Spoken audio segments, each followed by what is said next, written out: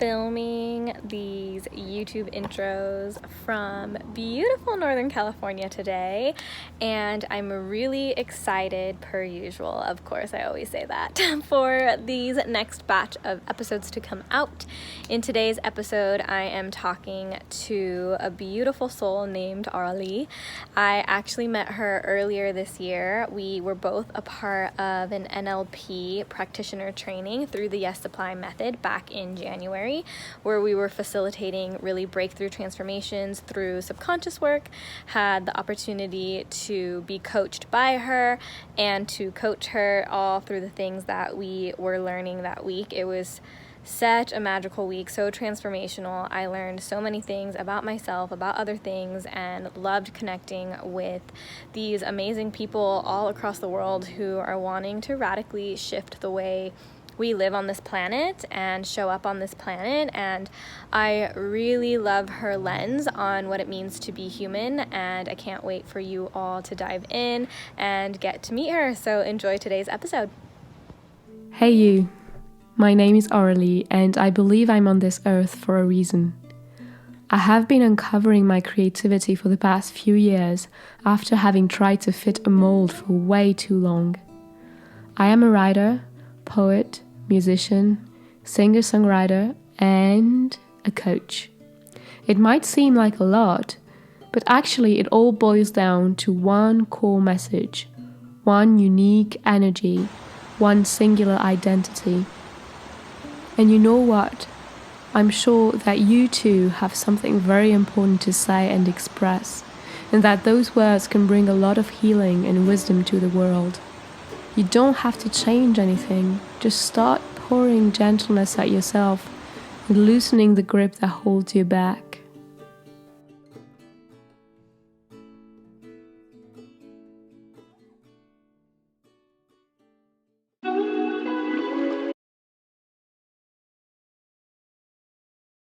Hi, Aurelie. How are you?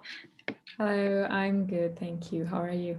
I'm well. Thank you so much for being here today. I'm really excited to dive into our conversation and get to share a little piece of who you are with the world today. So I figured we can just get started with just introducing yourself. Who are you? What do you do? What do you like to do for fun? Any facts that you'd like to share today? Okay, so hello everyone, and thank you for tuning in. My name is Aurelie, and I am a lot of different things, but I could say that I am a mindset and creativity coach. I am also a musician, a writer. I'm a very passionate person and who loves to think and to always challenge my thinking, always challenge the way that I view life. And I think something that I really love is to give through my art and through my creativity, to give some new insights and some new knowledge to the people that I meet, sometimes even without realizing it, just by being myself and by speaking about things that, have crossed my mind and creating conversations. It's always been like the way that I learn, I think. To create conversations. So I'm really excited about this one as well, because I really feel like that's one of my ways of realizing where I'm at, of like self-inquiry is like, oh, I speak about this that happened, and then the reaction of the other person really helps me to kind of dive deeper and understand like how we co-create. And I feel like that's such a fulfilling thing. So yeah, what can I tell you more? I create songs, I compose. I also write poetry. I am French, by the way. So if you noticed, I have a little bit of an accent. Sometimes I mix different accents because I've been in different environments. But I'm living in France at the moment, in the south near the Pyrenees, which are beautiful mountains. And there is such a potent energy in this area, because of the mountains, and also it's a very diverse area, like kind of alternative people, also like people who've been there forever. So, a lot of interesting human interaction, which is like also interesting because of, your main theme, Yeah. being human, what does that mean? I think that's something that we can dive into deeper after that, but that's something that I've been experiencing a lot since I've been living here, because I was living in Paris almost for all my life. I mean, I traveled a little bit. I lived in London, I lived in Bogota, in Colombia, in Latin America, but most of my life I was in big cities, and now I'm more in the countryside and very different environment. So it's been very interesting as well, like to experiment with social interaction, human interaction in this context, which is very, very different from everything that I've experienced before. Yeah. Wow, you've lived like so many different places. That's so cool. I've literally mostly just lived my life in Nevada or California. So like, wow, I want to explore so much more of the world. Thank you so much for that. And I really love how you said I'm many things. I think that's so beautiful. And I think sometimes we can get paralyzed by like, who are you and what do you do? And I really loved how you're just like, I'm many things, like I do all of these things, because I think as humans we're multi-passionate, and I would be curious to know, like, knowing that you're a multi-passionate person, how have you like navigated that and allowed each of your passions to shape your life and how you be in this world? Yeah, beautiful question. So, it hasn't always been easy to kind of handle those different things. Always been that way. I mean, since my childhood, I was, playing the violin, I was doing dancing, ballet, and I was going to school. And at some point, I was noticing my friends around me like, oh, I'm quitting ballet, I'm quitting music because I have so much to do at school. And I was not able, like, I was like, I can't stop. Like, it's really something that's nourishing me on a deeper level. And if I stop and I fully focus on school, then I'm gonna start, feeling as I'm not myself anymore. Yeah. And so I remember that even when I was at the peak of my studies, when I had to study a lot because I had to go through exams that were very hard, and I never stopped playing music. That was like my way of breathing, my way of getting my mind off the stress and the pressure that I had. So, but at that time it was kind of very separated, it was kind of, I have school and then I have those hobbies, those things that are on the side. But I didn't really like to call them on the side, especially at the end of my studies, where I was realizing that actually I'm actually feeling more of an artist than because I was doing business school. So I was feeling more like an artist than a businesswoman at that time, and the people that I would meet, because also I was going into spirituality and meditation. I was meeting a lot of different people who were like, oh, to me you feel like more of an artist because of your vibe, because of how free you are. And I was like, oh, that's interesting, because I'm actually in the business school at the moment. Yeah. And I realized, no, actually those different parts of me, they're equal. They don't have to be there. That doesn't have to be a priority.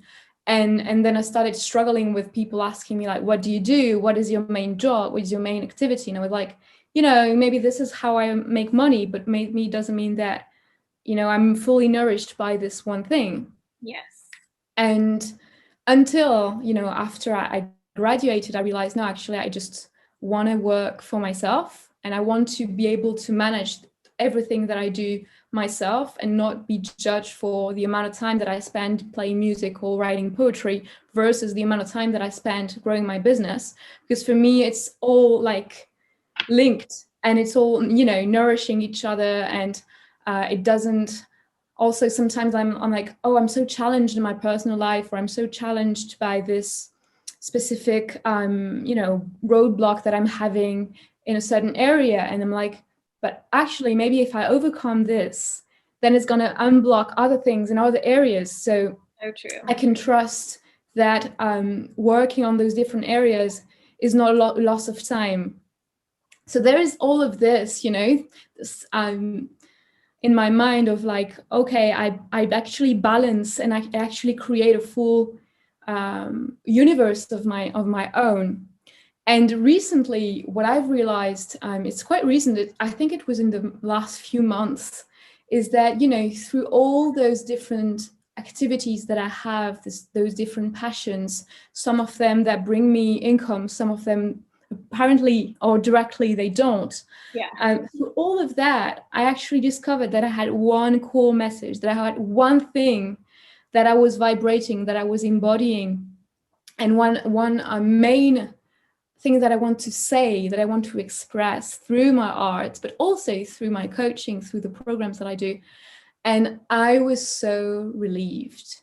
It's like I had been running for, a meaning Yeah. all my life. And I was like torn between all those things, even though it was replenishing, it was fulfilling. I was kind of, what does that really mean? Why am I so, diverse? And does this really make sense? And so when I found that message, which happened like randomly because I got a message from the universe that I had to write a book, and I started writing the book and I started having ideas, and I was like, oh, so what I'm writing right now, it's actually my message. And I started seeing that, in that message, everything that I'm doing is about this. And I was like, what? Yeah. How could I think that I am torn, or that I am, all over the place, when actually it's all making so much sense. Yeah. So there was such relief, and there was such, a kind of trust that started, developing it within myself, of whatever the timing is, however things unfold is perfectly okay, because now I know what I have to say. Now I know what I need to give and express. And so it can take time, it can take so many different forms and shapes, and it's okay. And I was like, ah.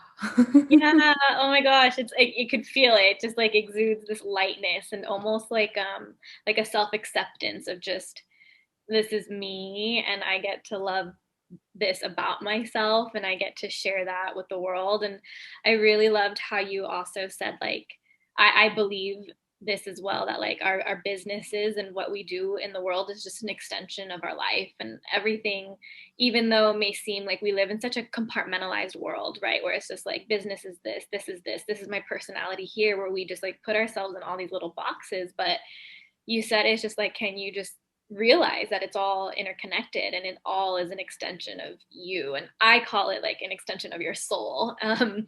And I also really loved, you said, I don't remember your exact wording, but you had said that you realized at some point, like through your journey, that you're doing all of these things, and just because you were doing all of these things, it wasn't a waste of time, or something along those lines, where you realize like this time dedicated to all these pieces of you and these things that nourish you and bring you joy, whether you were getting paid or not, it was never a waste of time for you.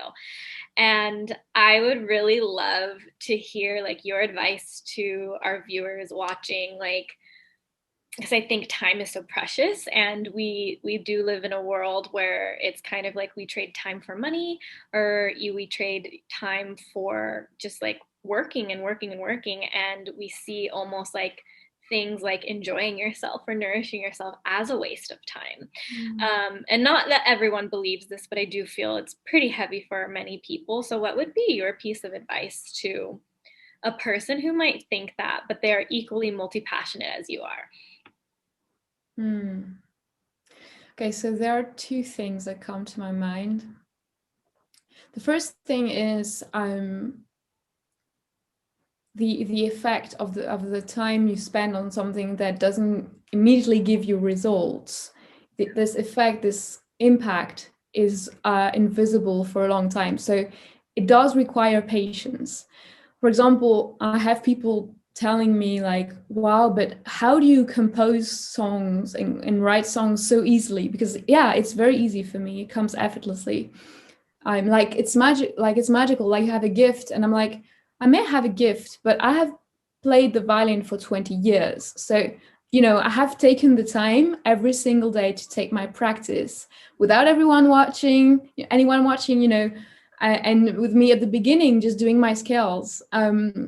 And so it's taken a while, and often people, because also of the internet and how fast information travels, people tend to see success as something that happened like just like that, And for people who are kind of elected, like they're chosen. No, I really don't believe in that. I think that it's hidden, but there is a lot of work and patience, and sometimes obstacles as well before you can reach a certain level of confidence. And that level of confidence, then you trust more, and then you can surrender, and then you receive a lot, like maybe a lot at a time, sometimes with people who are very famous very quickly, for example. Like they invest a lot of time and energy into something, and at some point, like, everything opens up, and it feels magical, but really it's just that they have built the quality of their work, and they have built the trust that, I don't know, in the universe, in God, and whatever, you know. And because of that, it's like they become a cup and they receive. Oh, I love that analogy. So yeah, that's the first. So the first advice is I know we don't like this advice, but patience and dedication and perseverance. If you really want to get better at something, it doesn't mean that you have to do only that thing. We don't always need, we don't all need to become, the next Billie Eilish. I was thinking of her, but the next, I love her as well. I don't know, or the next successful person, very, very famous person. We don't all need to become that in order to feel as though we're successful, in order to create a life that feels successful to us. So that's the first thing, is patience. And the second thing, so your question was about just feeling like your time is not wasted. Time. So yeah. So the second advice, and I know you're familiar with this, but is mindfulness. So that's really something that for me has completely changed the way that I relate with time. And what I mean by that is that by being mindful, you can actually expand time, you can actually create time, and it feels, supernatural. But it's true, in the sense that by being in the moment more, by accepting that some moments are kind of empty, we allow ideas to come easier, and then we can start trusting those ideas and just doing the next step that comes from the idea. And so even for someone who doesn't have much time, in the sense that maybe they have, they work at an office and they have office hours, taking, depends on how you feel, but it can be from 10 minutes to an hour in the morning, to take care of yourself. And it can contain a part about mindfulness and meditation. It can be contemplation, like just being with your cup of tea and looking out the window and being just present with, I don't know, the sun coming up, or the clouds, whatever is there, It can take many shapes, or it can be actually taking a moment to practice your guitar. If you're, I don't know, if you're learning the guitar, just a moment with yourself. And you can start by 10 minutes, and then you can start, if you feel like it feels good, so then you can start making it a little bit longer every single day, and feeling into it. I'm also comparing. Something that has helped me with consistency with mindfulness practices. One day not doing it, and then comparing my levels of energy. And then being like, no, actually, I prefer to take, my 30 minutes before, and do that before, because I really feel a difference. So I think the debate, or the thing, is not really about time. It's about energy, and how we can sustain that energy and sustain that awareness. And the awareness is directing, when we put our awareness on something, then we direct our energy on that thing. And that's when, have you ever felt like time was stopping? Yes. Yeah. Yeah. And you can do that not because you want it, but because you really here and now. And since I've been doing that, I mean, of course it's not magic, because also, but it happened naturally. I cut out a lot of distractions in my life. Yes. And those distractions were taking up time. Not that they were bad or anything, but I just realized at some point I dropped them because they didn't serve me anymore. They didn't really bring me joy anymore. Yeah. And what was bringing me joy was to create. Yeah. So, but the thing is, before you start, before you want to create, before you start to really activate your creativity, you have to accept emptiness. And so you have to create space for emptiness, because otherwise your cup is full. You don't have space to receive ideas and to receive even the willingness or the curiosity, to create and to see what comes up, because you're too tired, because you have so many thoughts about your work or about whatever other issues in your life. So it's taking that time and not trying to make it productive.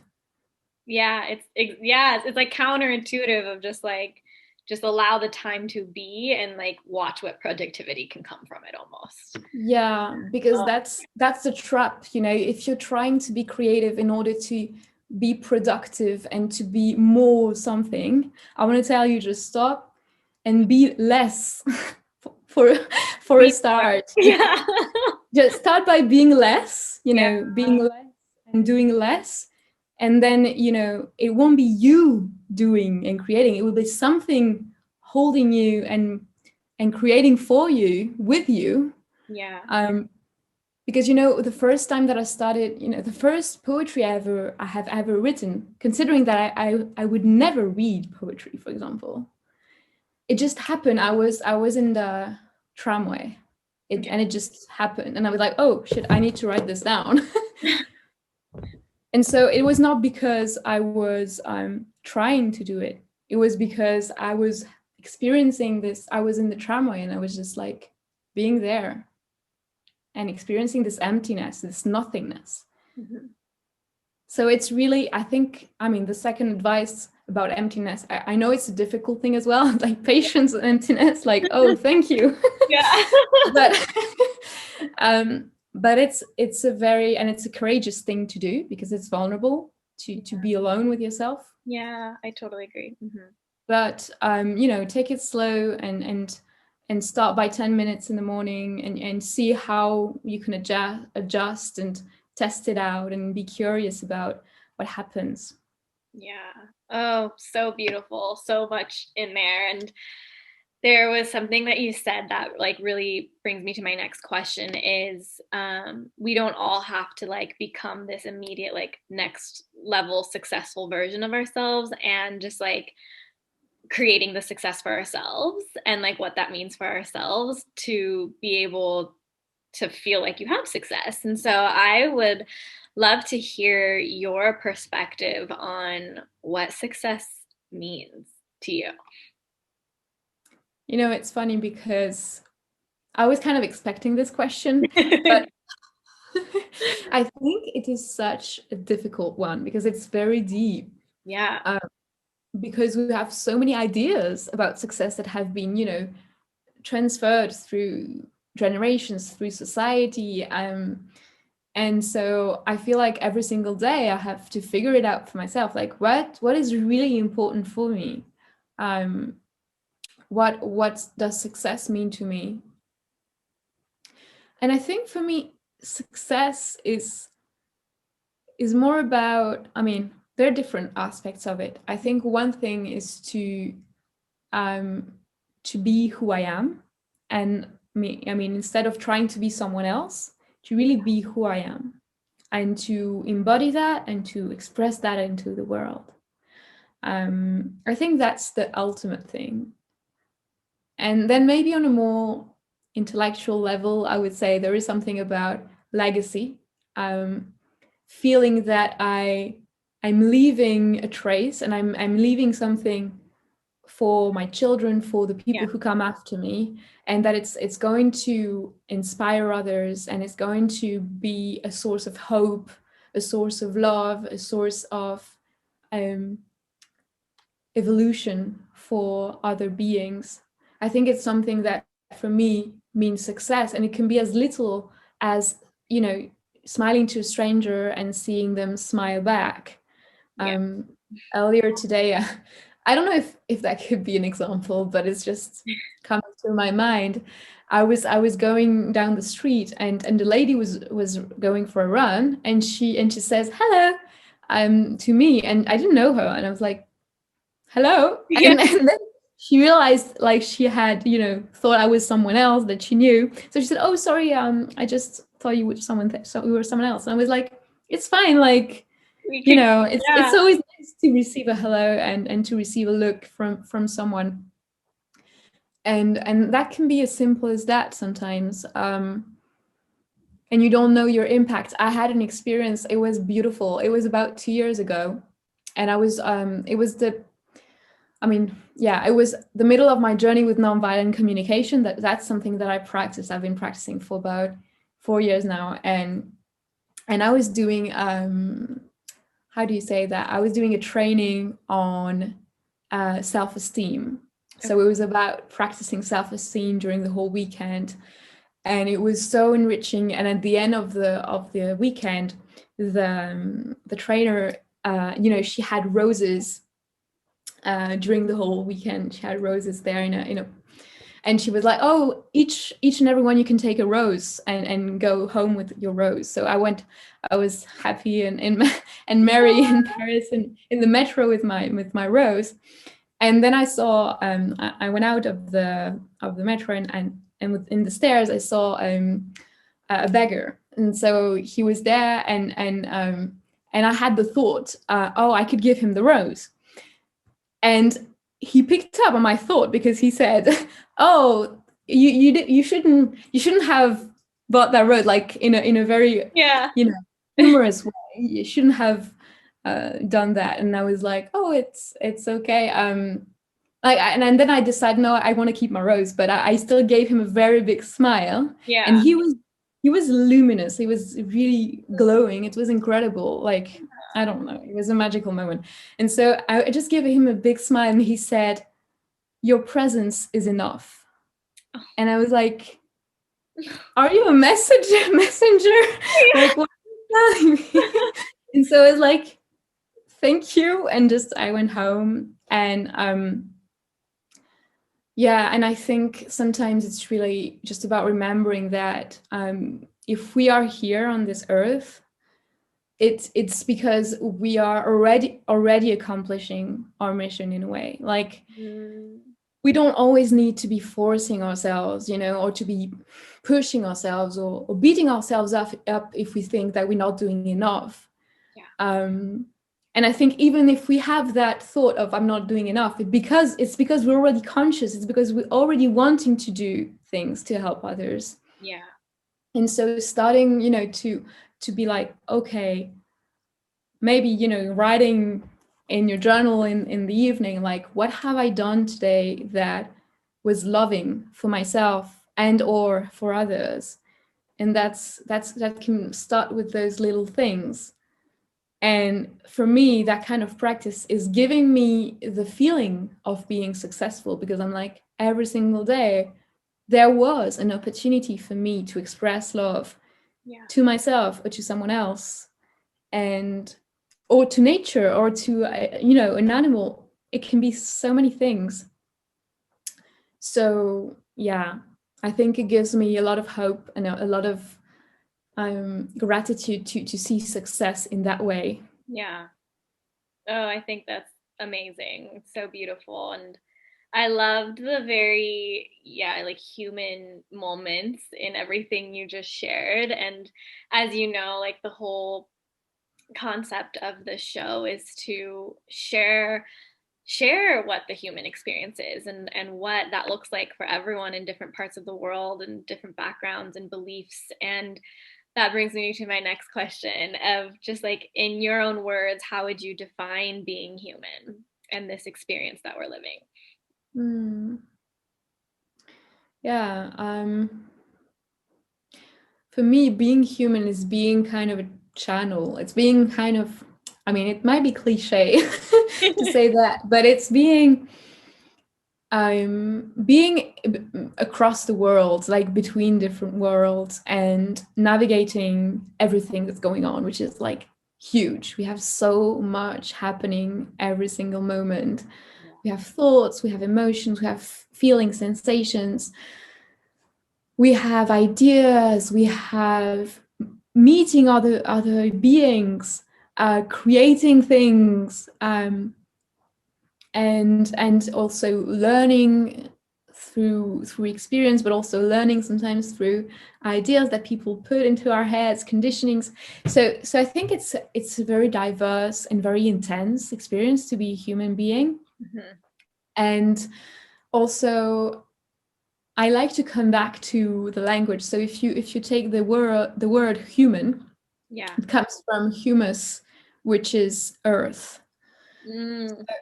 Yeah. So when I talk, and also if you look at the root of humble is the same root. Humble is comes from humus as well. So it's really about remembering that I am small and I am big. Like I am both those Yeah. things, you know?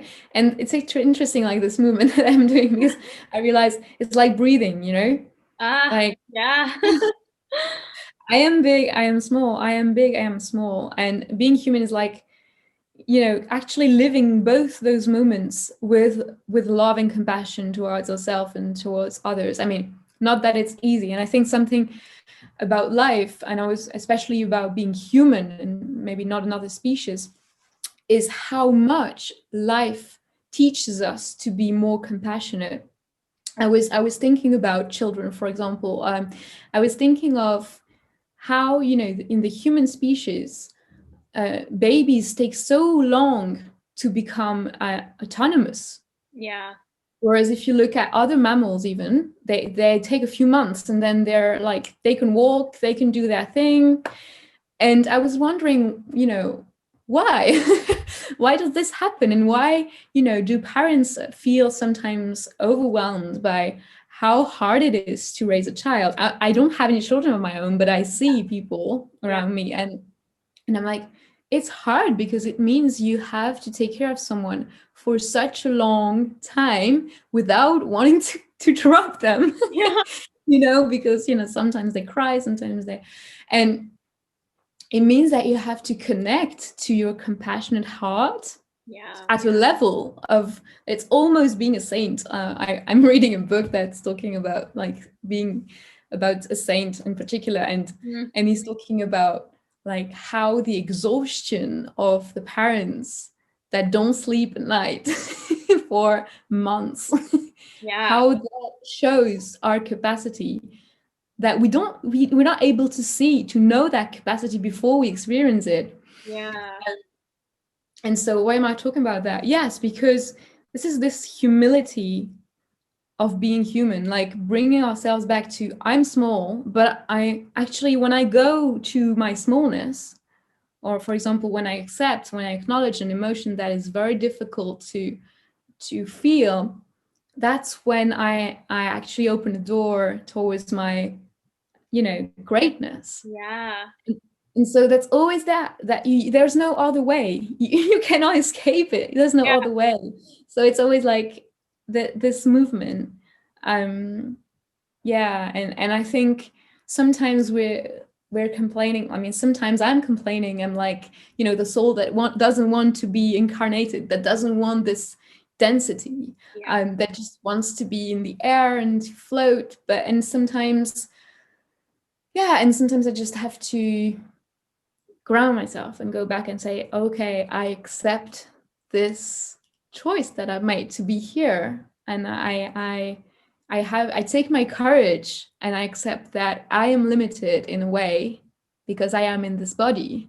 Mhm. And by going into this limitation, this uneasiness, this uncomfortable feeling, that's when I start feeling, oh no, I remember now, I am unlimited. Yeah. So that's this movement, you know, that wave. Ooh, that is, oh, I feel that. So good. I love that. And I love how you also said like sometimes being human can feel very, very intense. And whether it's this is an example from your own life or what you see in the world. And I mean, we're living during a very intense time of the world, even. And I think it's true. And I love how you said that it's in those moments of where it feels like, you know, things are coming down and it's dense and heavy that you can open. And that openness is why we're here, in I think in so many different ways. So for those that are watching, and moving through the intensity of being a human in this world, like what's a moment or a time in your life that you were moving through that intensity where of course it's easier to not go there, right? To like look at the feelings or look at yourself in the mirror. It's easier to not go there. So most people don't, because I do think it requires a lot of courage that we're not taught to have. So when was a moment that like, yeah, you faced the intensity and essentially prevailed? That's a beautiful question. So 2 years ago, about 2 years ago, yeah, quite good timing actually. I had a very big breakup, which was I mean big. It was difficult to experience because I had put so many hopes and so many. I think there was so much emotion there, you know, in the relationship and in the bonding that I had created. Also because it was in the context of my, how can I say that, when I lived in Colombia. So it was kind of, you know, the whole my whole world there was very related to that relationship, and everything that I experienced there was related to that.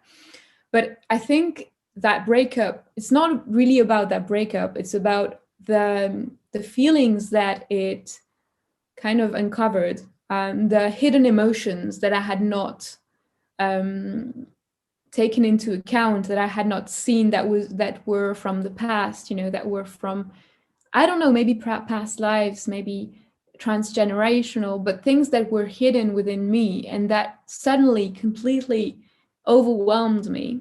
And I thought I was okay at first, but then my body started malfunctioning in the way. I had kind of a burnout. At that time I didn't know what it was. I was thinking I was very sick. Yeah. I got through so many medical exams and they couldn't find anything. I was just exhausted, completely exhausted.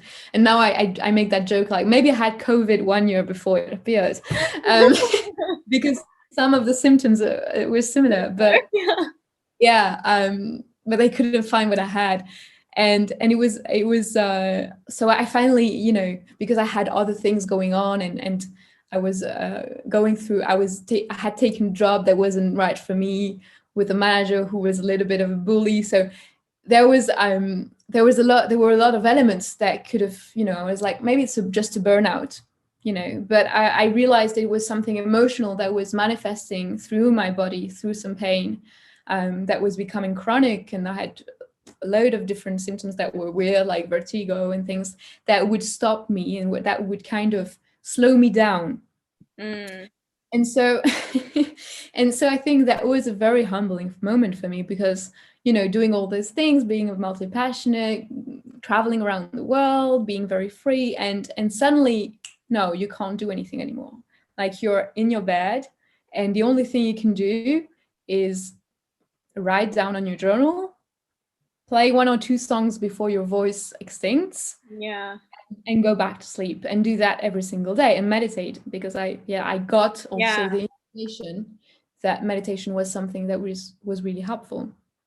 I got the information like through my intuition and because of past experiences. But then I think that was the moment when I was most uncertain about how it was going to unfold. I didn't know how long that would take to heal. I didn't know what I would have to go through, how my professional life would recover from that. Yeah. I wasn't sure about anything. and I was feeling so small. I was feeling very, very small and very close to the mud, you know. I was in the mud. And you know how you say that mud is good for the skin, you know, it kind of clears, Yeah, we paid cleanses. lots of dollars to get It's a a mud bath. beautiful, yeah, it's a beautiful cleansing treatment. And I mean, it's funny because this week I was at a friend's house, and it's in more immersed in nature, so we had some walks, and I was trying this time not to get some mud on my boots, but of course it happened.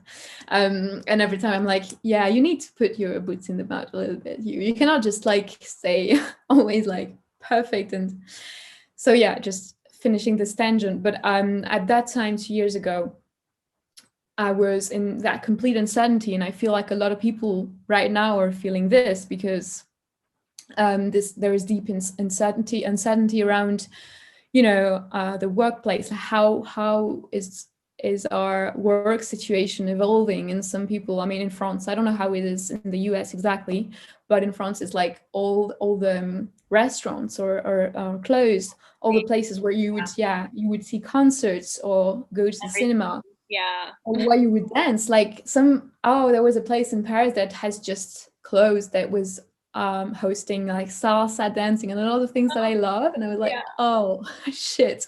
Yeah. Like but at the same time, there is a gift, in being small for a while, and in going back to, I know it's a cliche as well, but going back within and asking myself, like, what am I learning right now, or what am I learning, not intellectually but internally, like, oh, slowing down again.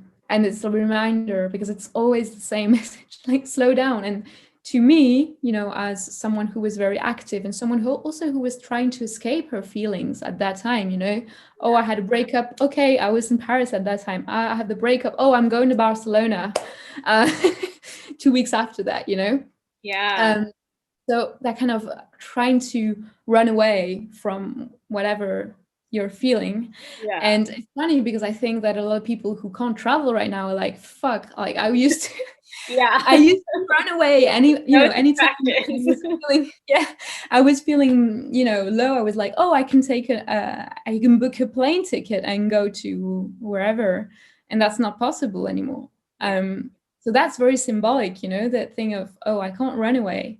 Now I have to accept that's, reality of, oh, as a planet, there is a limitation. This planet doesn't have unlimited resources. We have to take care of it. Oh, they have been telling this for years, and now we don't have a choice but to listen, because we're blocked. Yeah. And I was amazed, at the first lockdown period in March in France, in March last year, was how quickly, like within a few weeks, the birds started coming back. Like, nature started, flowering in a way that it had not been flowering for decades, I was like, oh, interesting how resilient it can be when we just take a moment to slow down. And we have nature inside, so let's think about it internally. If I let it sit for a while, if I allow myself to be, a bit slower, how can it help my inner organism system to actually naturally find balance again and function it in a way that where I don't have to take a lot of supplements all the time to keep it going, Yeah. So I think that's what I learned from that experience, is that simple things such as rest and writing and meditation. Yeah. That's what put me, back to a normal energy, or at least a more sustained energy. Oh, that's beautiful. And I think sometimes it's like in the simplicity that we actually get the most done or expand or grow the most, and we overlook it because we live in such a, I don't like the word complicated, so I use intricate society nowadays.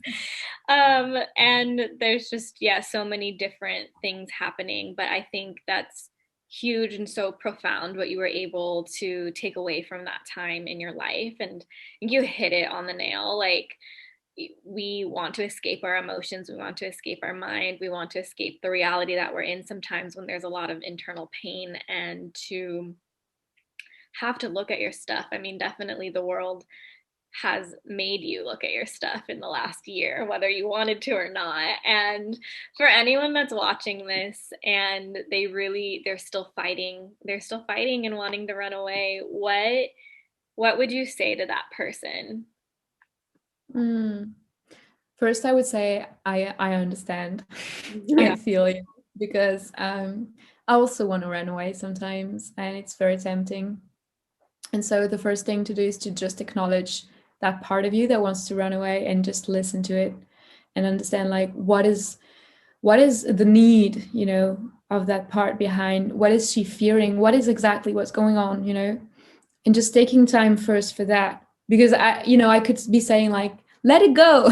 Yeah. But that's easy to say, so the first thing is to just acknowledge, yeah, now I'm wanting to run away. Like, I'm feeling like this lion, that is like in prison, that wants to feel to break free. And I get it. So I think acknowledging that energy, and it can, you can find many ways as well to liberate it. Like, you can find a moment. I was doing that the other day with my flatmate, to do animal, how to say that, animal noises, like to shout and to just let it out, and do ridiculous movements and poses, and completely let it out, letting out the anger, that need to break free, that need to come back to that, savage, Yeah. wild thing in us that just feels locked down. And that's just what's happening for a lot of us. So I think, finding a way to express it, it can be what I said, but it can be like through writing, through creating, through going for a run, and just, going for that speed, Yeah. and feeling really how your body can express that. I think it's an amazing thing to do. And then coming back to, what can I do, what little thing or first thing can I do, to start enjoying the life that I have right now. And if I'm looking for, I would love to be in Hawaii right now, for example, and I can't, I'm like, okay, what am I looking for in Hawaii? Is it the nature? Is it the people? Like, okay, how can I find a way to be in nature that's closer to my place? Yeah. How can I find people who resonate with who I am without having to go to that place? Maybe around my area, I can find those people, or maybe I can find them over in the internet. So just being creative with how you can fulfill the needs that are asking for your attention in another way. And sometimes also, in general, this thing of escaping is because something wants to distract you from feeling the pain. Mhm. And so it's also about, of course, taking moments to enjoy, but taking moments for your pain. And I know that's not sexy, but Yeah. sometimes sometimes it's about, acknowledging that you need help and going to see a therapist. Sometimes it's asking a friend to just, can you just listen to me for 10 minutes, 15 minutes, because I just need to talk, and just without you reacting or judging, or saying what you think or advising, just listening. And it can be so healing, just to have someone who doesn't judge, and who just accepts you, and listens to what you have to say without trying to fix anything. Yeah. I mean, I know that some people are able to do that, and that's something that you can train. And Yeah. if not, if that's not the case for you. If you don't have a friend who can do that, you can always find a therapist, and there are so many ways that you can do that, not for so much money, and it can be very, very very helpful. Yeah. Oh my gosh, I totally agree. That's how it was with me. I lived in like perpetual fear to talk to my friends because I was afraid of judgment. I'm like, I don't want you to know my problems. And so I reached that point where I was just like, I can't keep it inside anymore. I like need to talk to somebody. And that's my journey started with therapy, and it was the most healing thing to just get it out. And it's crazy how much lighter you start to feel. And I think that's it's like a very simple step. It might be scary, but I think it is a beautiful start. And speaking from experience, like therapy changed my life, and it's what started my journey to healing. And oh my gosh, everything you just said was so beautiful. Thank you so much for all of your wisdom. I want to ask, I mean, all my questions have been fun, but more lighthearted questions, just to give the audience a little bit more of just like who you like to learn from and the fun things that you do in your life. And I think a big part of being human, and something that I realized, is we get to create rituals that make us feel good, and rituals that bring us to presence and our breath and our body and just everything in life. So to me, I've been wanting to make life more of a ritual. So for you, what is a current ritual or something you've done in the past, or something you even come back to that you really like to bring into your life that allows you to live this experience that you are living? Wow. So it's gonna be a little bit repetitive, but I think I have two, three, four. I have two main rituals. I would say that the ones that I never skip are meditation and writing. Every single morning, I wake up, I find the light, and I take this and I write whatever is there when I wake up, and I just let it out.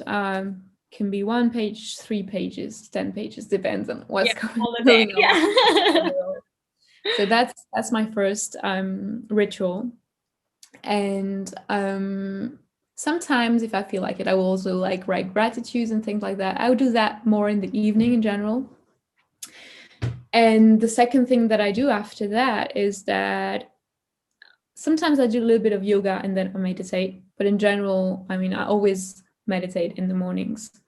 So it depends a little bit if I want to do yoga or workout, or if I want to play a little song, and then I meditate. But there's always this moment when I just sit and I just let things happen. So yeah, those are my main rituals. I love that. Yeah, I think rituals are so important. And I truly believe that everyone watching this conversation loves to learn, and that's why they maybe stumbled upon it. So what's a current like learning rabbit hole that you're exploring? Okay, thank you for this question. So I love to learn as well. And I am getting into tarot like a nerd. Like I'm Tarot's fun.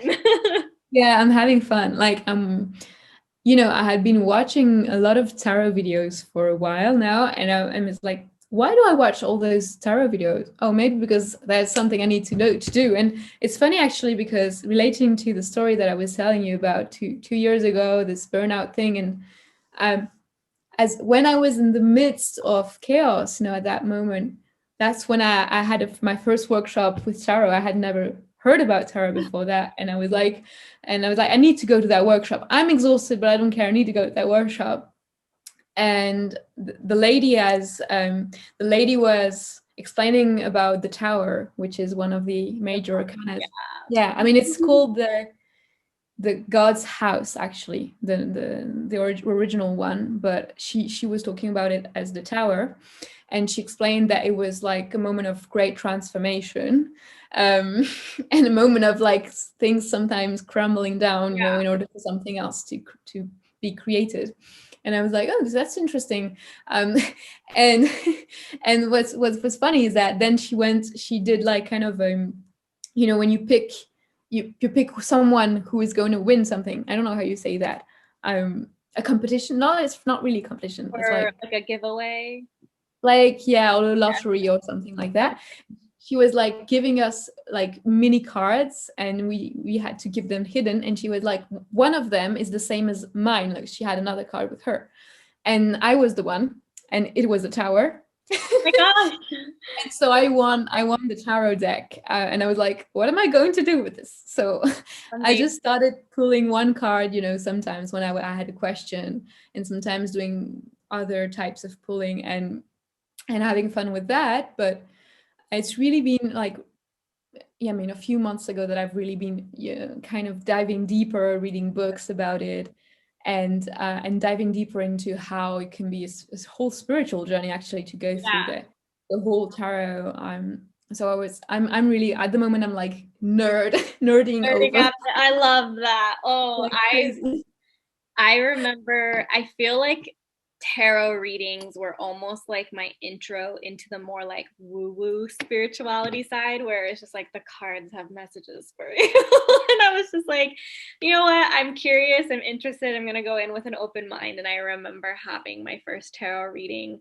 I traveled up to the Mission in San Francisco, and this woman met me at like this little vegan restaurant, hole in the wall, and did my tarot reading there. And it happened to be the full moon, and I was like, oh my gosh, this feels like a scene in the movie. And everything she said to me, I was just like, it is scary how accurate the energy that these cards held for what I was going through. And that was the first time that I like really started to open myself up to just like an energy greater than me, and believing in it. I always believed in a higher power, but it was always just like, you can't like communicate with it. And that was like the first time where I like fully experienced it. And so I'm really excited to see what this journey does for you. Yeah, no, I mean it's incredible, and I really think that it's just manifesting how powerful our subconscious mind is, and like how it picks up on the things that are important, Yeah. and how someone else can pick up as well. So it's really also because I've always, I mean, not always, but I've been a believer in telepathy, for example, and a lot of people Yeah. would make fun of me, Oh, sure. like no, it's just a coincidence, and I was like, no, like it's incredible how I very often I how do you say that? I guess what the other person is thinking is going to say. Yeah. Just before they say it, I'm like, they're gonna say that, and they just say it, or they're gonna do that, and they just do it. And I don't really know if it's me like communicating them that they need to do it, or me picking up on their energy. I think it's maybe a little bit of A bit both, of but both. Yeah. yeah. But yeah, and so I'm so passionate with tarot that I'm actually planning to, for my next coaching program, or I like to call it a retreat. I'm going to incorporate a lot of tarot, especially the major arcanas, into that, because they're archetypes, and it's something that we naturally relate to so much. Yeah. So I really want to incorporate that, because it's kind of a journey, like from the Fool, which is the like the first, but it's like the zero, but it's like it doesn't have a number, like Yeah. the first one, and then the 21st, which is the World, and it's like the Fool walking through that path of all the characters and all the personalities and all the roles, and the steps of the journey, of the spiritual journey, you know, the Hermit, the Yeah. the Fortune Wheel, all those steps that I personally, every single time that I pick one, I'm like, oh, it's funny, it's my step right now. I'm going through this step. It's yeah, Um, it's so but fascinating. yeah, getting people through this journey, I think, will be something very interesting. And you know, combining this with mindfulness, combining this with writing is, yeah, it's just, I feel like it's coming to me, and it's gonna be beautiful. So Oh, I can't wait. Can't wait. And then speaking of learning, I really love to share different people's mentors, because I think we all love to learn from different people. So who are some current favorite mentors of yours? wow, that's a beautiful question. So I have different mentors, but it's difficult for me to choose. Yeah, I know. That's how I feel. um, there is one. Well, because I'm thinking about tarot, I'm thinking of Alejandro Jodorowsky, who is someone who, you know him? No, I don't. I love hearing who people are learning from. I'm like, I'm gonna look them up. Yeah, he's very original. He's I think he's from Chile. Cool. And he's a multi-creative person. He's done movies. He has a very specific, a bit weird of a style, Okay. but it's interesting. Yeah. He's a writer, and he's a tarot specialist. Like he's been studying tarot for his whole life, and he's also kind of studied, like, how to say, researched like the origins of tarot, and kind of created cards that are most, like history almost. like that are most how do you say that, related to the origins, so like very authentic to the origins of tarot, and like he's done a lot of research. So it's very interesting. Also, he's very interesting as a person as well, because he's very like out of any norm, and he does like that thing that's called psycho magic. I've never heard of this. It's like creating kind of sceneries and physical experiences that mimic something that you've experienced, or something that you need to kind of stop, or so it's kind of like symbolizing. Okay. Symbolizing, and that it's a way of healing certain traumas. So very interesting. Okay. Very, yeah. I personally would be very afraid to do that because it's really weird sometimes, but yeah, it's interesting.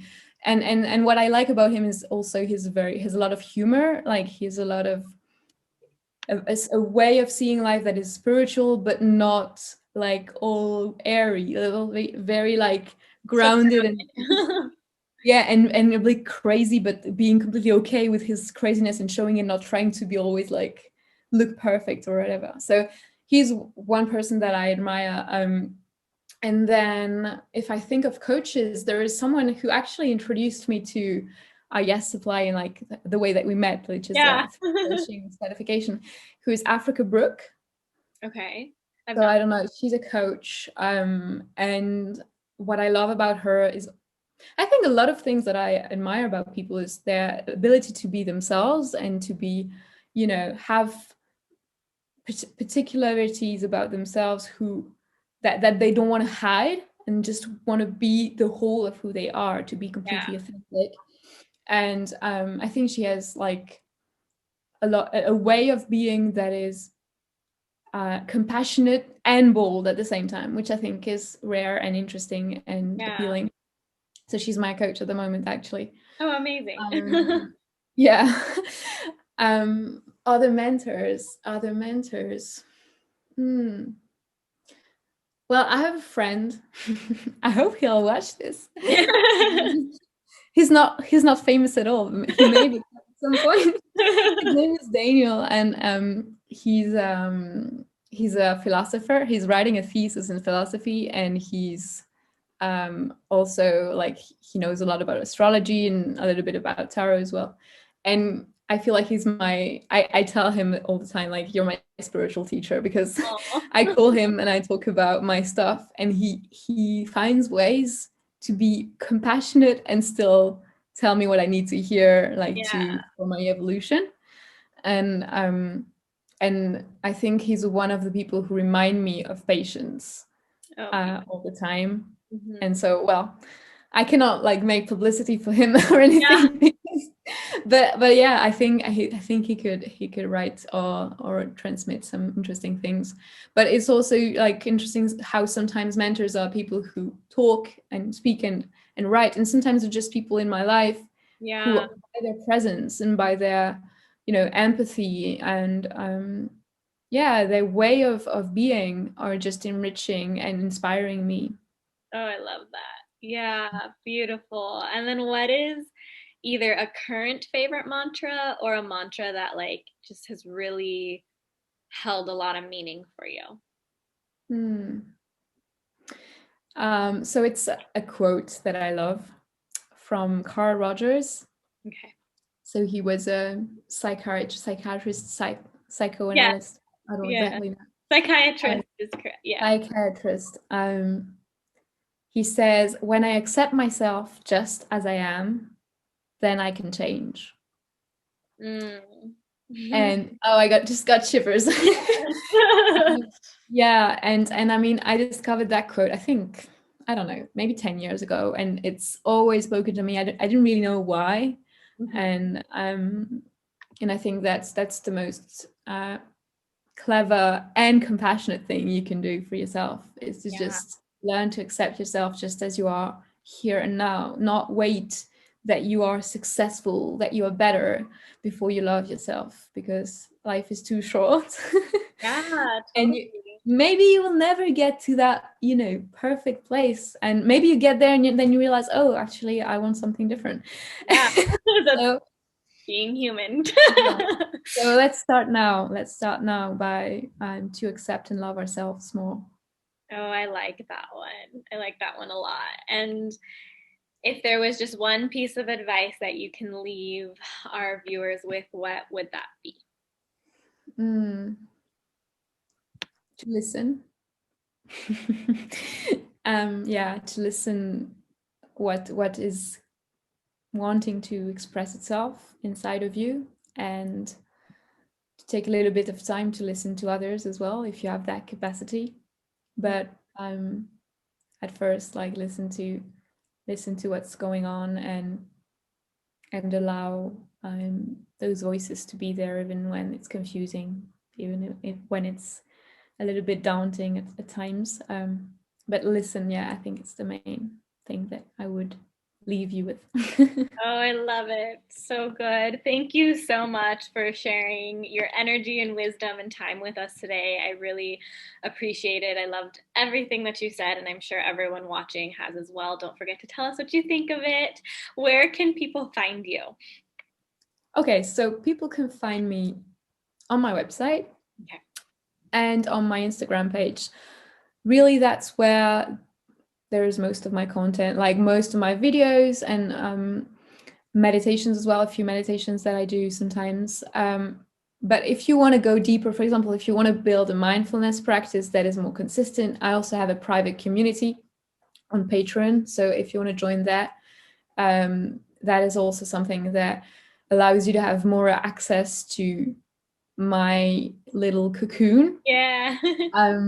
So that's also a place where you can find me.